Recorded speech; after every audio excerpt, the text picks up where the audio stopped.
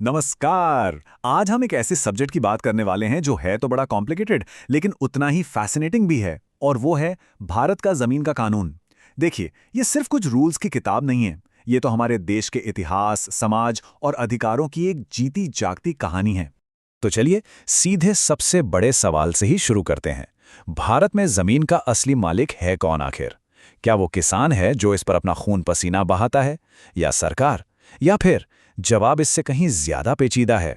देखिए, इसका जवाब एक ऐसी कहानी में छिपा है जो साम्राज्यों, सुधारों और अधिकारों से गुजरती है। और ये पूरी कहानी लिखी गई है कानून की स्याही से। तो इस कहानी को समझने के लिए हमें थोड़ा सा हिस्ट्री में पीछे जाना होगा। तो हमारी कहानी का पहला चैप्टर, भारत की जमीन की वो टूटी फूटी विरासत जो हमें कॉलोनियल दौर से मिली। असल में जमीन के मालिकाना हक की जो सारी उलझनें हैं ना, वो यहीं से शुरू होती हैं। देखिए, अंग्रेजों ने भारत में लैंड रेवेन्यू के लिए मोटे तौर पर 3 सिस्टम लागू किए। इनको याद रखने का एक बड़ा आसान तरीका है ZRM, यानी जमींदारी, रयतवारी और महालवारी। चलिए समझते हैं कि ये थे क्या। अब इन तीनों में जो सबसे बड़ा फर्क था वो बड़ा इंटरेस्टिंग है। देखिए, रायतवारी और महलवारी में सरकार का कनेक्शन किसानों या गांव से मतलब डायरेक्ट था। लेकिन जो जमींदारी सिस्टम था, उसने सरकार और असल किसान के बीच इंटरमीडियरीज यानी बिचौलियों की एक पूरी की पूरी फौज खड़ी कर दी। ये लोग एक दीवार की तरह थे। और जानते हैं, यही बिचौलियों वाली प्रॉब्लम आज़ाद भारत के लिए सबसे बड़ा चैलेंज बन गई। जैसा कि सुप्रीम कोर्ट ने भी state of UP versus Raja Anand ब्रह्मशाह के लैंडमार्क केस में कहा था कि जमींदारों के अधिकार जो थे वो इंटरमीडियरी राइट्स थे। मतलब वो स्टेट और एक्चुअल कल्टीवेटर्स के बीच में खड़े थे। और बस यही वो जड़ थी जिसे आज़ाद भारत को सबसे पहले उखाड़ फेंकना था। तो अब इस कॉलोनियल लेगेसी को खत्म करने के लिए भारत के कॉन्स्टिट्यूशन ने एक नया वादा किया। इसने लैंड रिफॉर्म्स के लिए एक ऐसा मजबूत कानूनी बेस तैयार किया जिसने सच में पूरे खेल के नियम ही बदल कर रख दिए। कॉन्स्टिट्यूशन ने लैंड रिफॉर्म्स को एक तरह का कानूनी कवच पहना दिया, जिसे हम अपनी आसानी के लिए 319 रूल कह सकते हैं। कैसे? देखिए, आर्टिकल 39 ने तो गोल सेट कर दिया, फिर आर्टिकल 31A ने इंटरमीडियरीज को खत्म करने वाले लॉज को प्रोटेक्शन दी, और फिर आया आर्टिकल 31B और 9 शेड्यूल। इसने तो इन कानूनों के लिए एक सेफ हार्बर ही बना दिया, जिससे ये लीगल चैलेंजेस से लगभग इम्यून हो गए। तो सवाल ये उठता है कि ये इंटरमीडियरी आखिर था कौन? बिल्कुल सीधे शब्दों में कहें तो ये एक रेवेन्यू टेकर था, कल्टीवेटर नहीं। मतलब इनका काम बस किसानों से लगान वसूलना था। फार्मिंग में इनका कंट्रीब्यूशन बिल्कुल जीरो। तो पॉइंट ये है कि जो शुरू के लैंड रिफॉर्म्स हुए, उनका पहला और सबसे जरूरी मकसद इन्हीं इंटरमीडियरीज को रास्ते से हटाना था। तो ठीक है, इंटरमीडियरीज तो हट गए। इसके बाद अगला बड़ा कदम क्या था?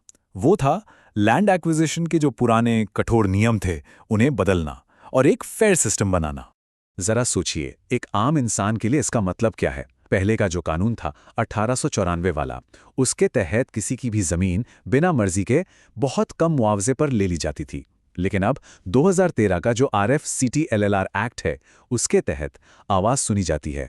सोशल इम्पैक्ट असेसमेंट, 70 से 80% लोगों की सहमति और फेयर कॉम्पनसेशन, ये सब अब कानून का हिस्सा है। तो ये नया कानून काम कैसे करता है? इसके 5 बहुत ज़रूरी और फेयर स्टेप्स हैं।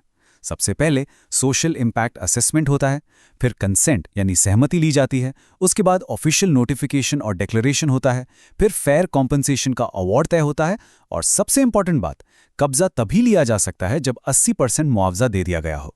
ये वाकई में एक बहुत बड़ा बदलाव है। और ये जो कॉम्पनसेशन का फॉर्मूला है ना, वो दिखाता है कि ये कानून कितना फेयर है। एक एग्जाम्पल लेते हैं। मान लीजिए किसी जमीन की मार्केट वैल्यू 1 लाख रुपए, रूरल एरियाज में इसे 4 गुना तक किया जा सकता है, मतलब 4 लाख रुपए।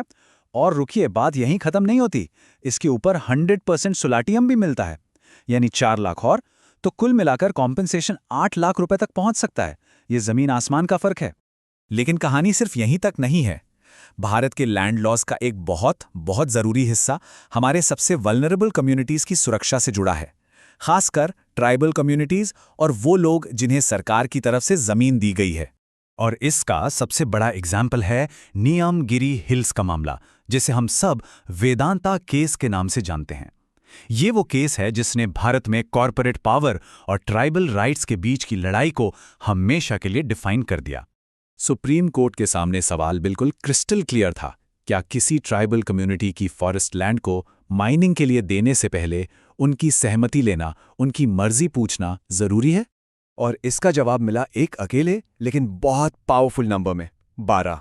जी हाँ, डोंगरिया कौंद जनजाति की पूरी 12 ग्राम सभाज ने एक आवाज में इस माइनिंग प्रोजेक्ट को रिजेक्ट कर दिया। और इस केस में सुप्रीम कोर्ट ने ग्राम सभा की पावर को अपहोल्ड किया। ये एक हिस्टोरिक फैसला था जिसने ट्राइबल कम्युनिटीज को उनकी फॉरेस्ट लैंड पर होने वाले प्रोजेक्ट्स पे एक असली जेन्युइन वीटो पावर दे दी। और ये प्रोटेक्शन सिर्फ इस एक केस तक ही लिमिटेड नहीं है। Scheduled areas regulation, assigned lands act और फॉरेस्ट राइट्स एक्ट, ये सारे कानून एक कानूनी ढाल की तरह काम करते हैं। और ये सिर्फ कागजी कानून नहीं है, ये हमारे सबसे कमजोर लोगों के लिए एक रियल लाइफलाइन है, जो ये पक्का करते हैं कि उनकी जमीन उनसे कोई छीन न सके। चलिए अब आते हैं इस कहानी के आखिरी और सबसे मॉडर्न चैप्टर पर, जमीन का डिजिटल फ्यूचर। ये कागजों के जंजाल से निकलकर एक गारंटीड डिजिटल टाइटल की तरफ एक बहुत बड़ा शिफ्ट है। और इस बदलाव के सेंटर में है टोरेंट सिस्टम। इसके 3 सिंपल से प्रिंसिपल्स हैं जिन्हें याद रखना बहुत आसान है। MCI यानी मिरर, कर्टन और इंश्योरेंस। मिरर प्रिंसिपल का मतलब है कि जो रजिस्टर में दिख रहा है वही सच है, बिल्कुल शीशे की तरह। कर्टन प्रिंसिपल का मतलब है कि पुराने झगड़ों पर पर्दा डाल दो, आपको वो सब देखने की जरूरत नहीं। और इंश्योरेंस प्रिंसिपल में अगर कोई गलती हो जाए तो स्टेट उसकी गारंटी लेता है और कॉम्पनसेट करता है। और सुनिए, ये सिर्फ कोई किताबी थ्योरी नहीं है। तेलंगाना का जो धरणी पोर्टल है ना, वो भारत में इस Torrent style conclusive titling system को इंप्लीमेंट करने की तरफ पहला बड़ा कदम है। ये भारत के लिए एक रियल गेम चेंजर साबित हो सकता है, जिससे लाखों करोड़ों लोगों के लिए जमीन खरीदना बेचना एकदम सेफ हो जाएगा। तो हम अपनी इस पूरी जर्नी के आखिर में वापस उसी सवाल पर आते हैं। कॉलोनियल दौर के शोषण से लेकर कॉन्स्टिट्यूशन के वादों तक और अब डिजिटल गारंटी तक, सफर वाकई बहुत लंबा रहा है। तो क्या डिजिटल टाइटल्स के साथ भारत का जमीन पर इंसाफ के लिए सदियों पुराना संघर्ष आखिरकार खत्म होने वाला है? ये एक ऐसा सवाल है जो हम सब पर असर डालता है, क्योंकि जमीन वो सिर्फ एक प्रॉपर्टी नहीं है, वो हमारी पहचान का, हमारी आइडेंटिटी का हिस्सा है।